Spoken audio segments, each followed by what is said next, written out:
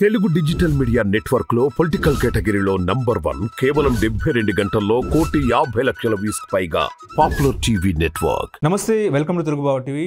Delhi liquor scam కేసులో కవితను ED arrest చేసిన పరిస్థితి. సో ఇదే అంశం మీద మనతో మాట్లాడడానికి సీనియర్ జర్నలిస్ట్ కప్ర ప్రసాద్ గారు ఉన్నారు. కప్ర ప్రసాద్ గారు, సో ఈ ఢిల్లీ లిక్కర్ స్కామ్ కేసులో ఈడీ కవితను అరెస్ట్ చేసింది, ఎట్లా చూస్తారండి?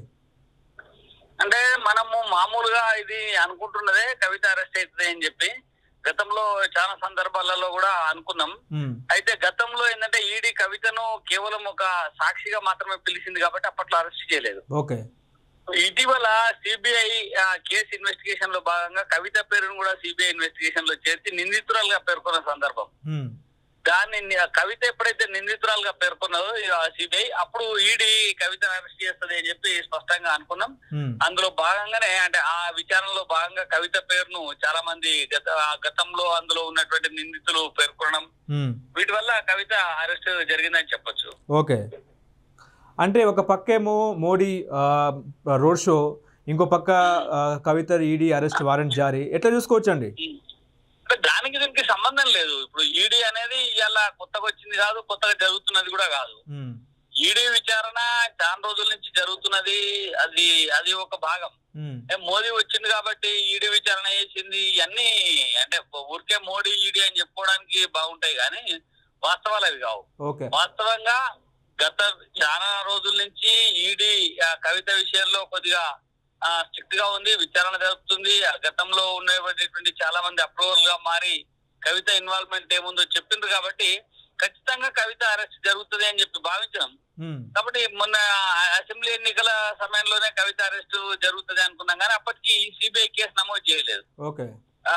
కవిత పేరు సిబిఐ దాంట్లో ఛార్జ్ షీట్ లో రాలేదు కాబట్టి అప్పుడు కాదే. ఇవి మొన్ననే సిబిఐ కూడా కవిత పైన కేసు నమోదు చేసింది కాబట్టి ఖచ్చితంగా కవిత అరెస్ట్ జరిగిందని చెప్పొచ్చు. కానీ ఒక పక్క ఏంటంటే మోడీ వచ్చాడు కాబట్టి ఈడు కూడా వచ్చింది అనేది బీఆర్ఎస్ నేతలు చెప్తున్నారు. అసలు టీఆర్ఎస్ నేతలకి ఏమైనా నైతికత ఉందా? టీఆర్ఎస్ నేతలు ఇప్పుడు కవితను అరెస్ట్ చేస్తారు, ఎట్లా చేస్తారు చేయండి చూద్దామని చెప్పిండ్రు. కోర్టు పోయి అడ్డుకున్నారు. ఢిల్లీకి ఈడీ కవితను పిలిస్తే ఢిల్లీకి నుంచి రైలు వేసుకొని ఢిల్లీకి పోయినరు. అంటే వీళ్ళు ఒక దౌర్జన్యపూరితంగా కవితను అరెస్ట్ కాకుండా అడ్డుకోవాలి అనేటువంటి ప్రయత్నమే తప్ప మిగతా ఏం లేదు. ఇప్పుడు ఏంటంటే ఇప్పుడు ఏడుపులు. మోదీకి ఈడీకి ఏం సంబంధం? మోదీ పర్యటన ఎప్పుడో ఫిక్స్ అయిపోయినటువంటి పర్యటన. మోదీ గారు వస్తున్నారు అనేటువంటి విషయం గతంలో అన్నిట్లలో పత్రికలు వచ్చింది. మోదీ గారు వస్తున్నట్టే మోదీకి ఈడీకి సంబంధం ఏంది? అలా కవిత ఎంత? ఆఫ్టర్ ఆల్ మోదీ ముందు కవిత ఎంత?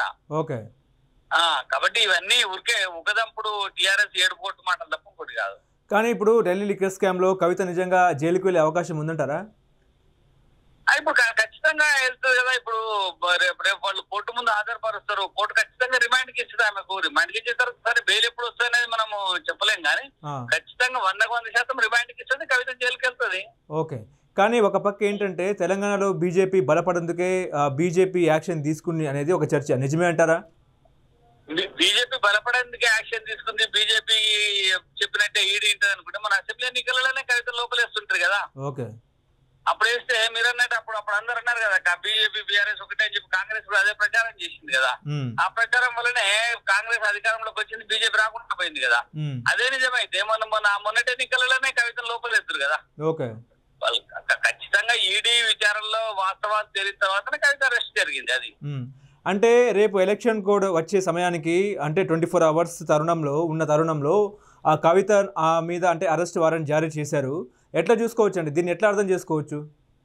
అంటే దాన్ని ఏం లేదండి. అసలు ఎలక్షన్ కోడ్ కి మోదీ రావడానికి కవిత అరెస్ట్ కు సంబంధాలు లేవు. దీనికి దానికి లింక్ పెట్టి ఇప్పుడు ఏంటంటే ఎలక్షన్ కోడ్ వస్తుంది కాబట్టి అరెస్ట్ చేసిండ్రు. ఆమె పెద్ద పవర్ఫుల్ నాయకురాలు కాదు, లేకపోతే ఇప్పుడు ఆమె ప్రజలలో పెద్ద ఆదరణ ఉన్నటువంటి ఒక మాజీ ముఖ్యమంత్రి కూతురు కదండి.